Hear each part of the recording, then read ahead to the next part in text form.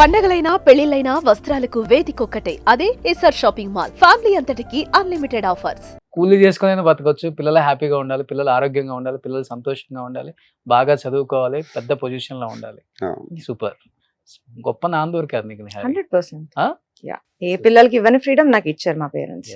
నేను ఇప్పటికీ అంటాను మా లేకపోతే అబ్బాయి ఇంత జరిగినాక కూడా 4 గోడల మధ్య ఉండు, నీకు ఎందుకు అవసరమా అని 4 దెబ్బలేసి భయపిచ్చైనా ఉంచుతారు చాలా మంది. ఆ సిచ్యువేషన్స్ కూడా చూడండి జరిగినాయి. అంకుల్, ఇవాళ రేపు చిన్నది జరిగితేనే అమ్మాయిలు కానీ అబ్బాయిలు కానీ బయటికి రావటానికి ఎంత మొహమాట పడుతున్నారు.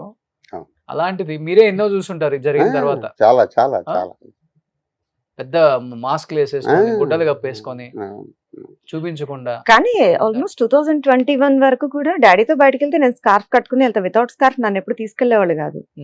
ఇంటి దగ్గర ముందు కండిషన్ అవన్నీ కట్టుకుంటేనే. ఆల్మోస్ట్ 2021-22 వరకు. మంచిగా చెడుకు అనేది కాదు, నేను మెంటల్ గా ఫీల్ అయిపోతాను. వాడెవడో ఏదో అంటాడు, లేకపోతే ఏంటి అమ్మాయి ఎలా ఉందని ఊరికే నసలేలా చిట్టేస్తగానే మనం ఆ ఫీలింగ్ లోకి వెళ్ళిపోతాం.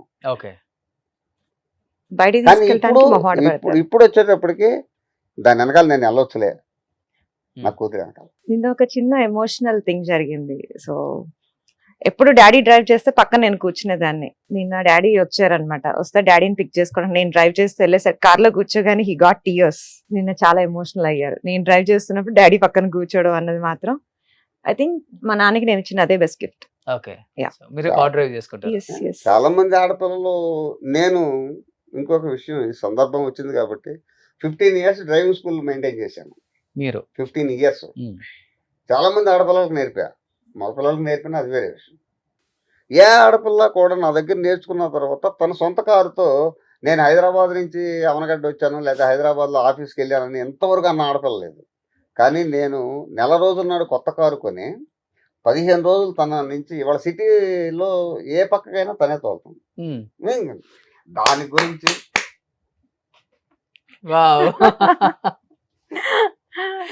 అది ఎవరి వల్ల కాదు. ఓకే, ఎందుకంటే నేను ప్రత్యక్షంగా నేను నేర్పింది, నేను ఇన్స్ట్రక్టర్నే. ఇంతవరకు నా దగ్గర నేర్చుకున్న ఆడపిల్లలు ఎవరు కూడా అంకుల్ నేను కారు ఇండివిజువల్గా వేసుకెళ్ళిపోతాను అని అన్నవాళ్ళు లేరు. అయితే తను నేర్పమంది. నా మిస్సెస్ ఇబ్బంది పడుతుంది, 2 వీలర్ కొని తీసుకొచ్చా. ఏ తండ్రి కూడా పిల్లలకి కారు నేర్పకూడదు, ఏ భర్త కూడా భార్యకి డ్రైవింగ్ నేర్పకూడదు. మీరు చిన్న తప్పు చేసినప్పుడు నేను ఒక దెబ్బ కొడతా. బయట వాడిని కొట్టాను అనుకోండి, వాడు ఫీల్ అవ్వడు, నేను డబ్బులు ఇస్తున్నాను మా గురువు అనుకుంటాడు. కానీ ఇక్కడ ఫీలింగ్ తండ్రి ఫీలింగే ఉంటుంది, ఎదురు తిరగచ్చు. భార్య ఫీల్ అవ్వచ్చు, నీ దగ్గర నేర్చుకోను, తిడతాను కదా. అందుకని నేను వీళ్ళ ఎవరికి డ్రైవింగ్ నేర్పను కూడా. ఓకే, అట్లాగే నా మిస్సెస్ బండి తీసుకొచ్చి తాళం ఇచ్చాను 70,000 పెట్టి కొని యాక్టివా. తనే నేర్చుకుంది, తనే పిల్లల దగ్గరికి వెళ్ళటం, ఎక్కడికన్నా కావాలంటే వెళ్ళటం. నేను డ్రైవర్ గుర్తు మానేసా తనకి.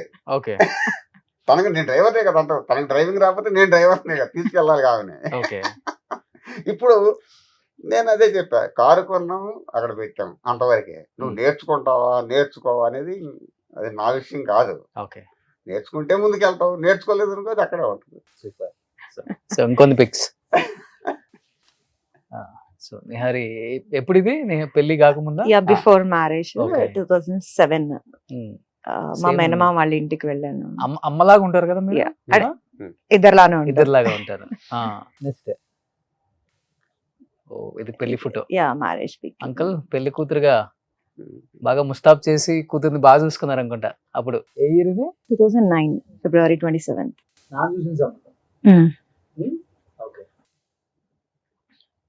That was my last pic. Incident అయ్యే ముందు తీసుకున్న పిక్ అది. మీ తమ్ముడు అది చాలా అందంగా ఉంటుంది కదా. నెక్స్ట్ తమ్ముడు. సో తమ్ముడా? తమ్ముడు. ఓకే, ఎక్కువ ధైర్యం నాన్నకన్నా తమ్ముడే ఎక్కువ ఇచ్చాడు అనుకుంటా. నేను అంత ఇంటిమసీ ఉండదు, ఎందుకంటే నేను వేరే చోట ఉంటాను. వాడు 2 రోజులు సెలవులు వస్తే అక్కడ దగ్గరికి వెళ్ళిపోతున్నాను, వచ్చేస్తాడు బస్సు. నేను రాను. ఏనంటే నా పరిస్థితులు ఉన్నాయి కదా అక్కడ. అవునవునవును. నెక్స్ట్ పెద్ద న్యూస్ అప్పుల్లో ఇది. ఇది నా లైఫ్ స్టోరీ మలయాళంలో రిలీజ్ చేశారు. నా లైఫ్ స్టోరీ బుక్ ఇది. సో ఇది నాకు one of the beautiful memory అనుకోవచ్చు, ఒక మైల్ స్టోన్ అనుకోవచ్చు నా లైఫ్ లో. ఇది మన తెలుగులో కాకుండా మలయాళంలో వచ్చింది. మలయాళంలో అక్కడ ex minister and current MLA Shri doctor MK Muneer, ఆయనకి పబ్లిషింగ్ హౌస్ ఉంది. ఆయన పంతం పట్టి నా లైఫ్ స్టోరీ రిలీజ్ చేయించారు 2017 లో. ఓ వావ్, నాన్న ఇది లాస్ట్ ఇయర్ అయితే. యా. సో అమ్మాయి సక్సెస్ చూసిన తర్వాత మటుకు మీకు ఆనందం అవతల లేదనమాట. ఇంకా నాకు ఉన్న సర్కిల్ కూడా నిన్న ఒక రిటైర్డ్ ఆర్టీఓ, అంటే నేను యాక్చువల్గా ఏంటంటే లైసెన్సులు ఇవన్నీ ఇప్పిస్తుంటాను, ప్లస్ పాస్పోర్ట్లు ఇప్పిస్తుంటాను మా ఊర్లో. చాలామంది ఫోన్ చేశారు, శేషు అన్స్టాపబుల్ వాళ్ళ పర్సనల్ ఫేస్బుక్లో పెట్టారు, ఇతను నాకు ఫ్రెండ్ అని, మా ఫ్రెండ్ వాళ్ళ అమ్మాయి అని, మనకు ఒకసారి మన ఇంటికి వచ్చాడు ఈయన, చిన్న హెల్ప్ చేశాడు వాళ్ళ అమ్మాయి అని, ఇట్లా కథలు ఈ 3-4 రోజుల నుంచి ఇంక అదే పరిస్థితి. అది చూసిన వాళ్ళందరూ కూడా సరే థ్యాంక్ గాడ్ అనుకున్నాం, ఇంక అంతకన్నా చేయగలిగింది ఏం లేదు. ఇప్పుడు దేవుడి ఇది లేనిదే మనం ఏం చేయలేము. అవును, భగవంతుడు అనేవాడు ఉన్నాడా లేడా అనేది అది వేరే విషయం, మనం దాని గురించి మాట్లాడవసరం లేదు. ఉన్నాడు, ఒక శక్తి ఏదో మనం నడిపిస్తూ ఉంది. కాబట్టి అది అంత డౌన్ఫాల్ అయిపోయి ఇంట్లో నుంచి కురూపిగా రాలేని పరిస్థితుల్లో ఇవాళ ప్రపంచానికి ఒక అమ్మాయి నిహారి మండలి అనే అమ్మాయి ఉన్నది అని వాళ్ళ స్క్రీన్ మీద కనపడుతుంటే అదంతా కూడా ఒక బాధను మర్చిపోయాం.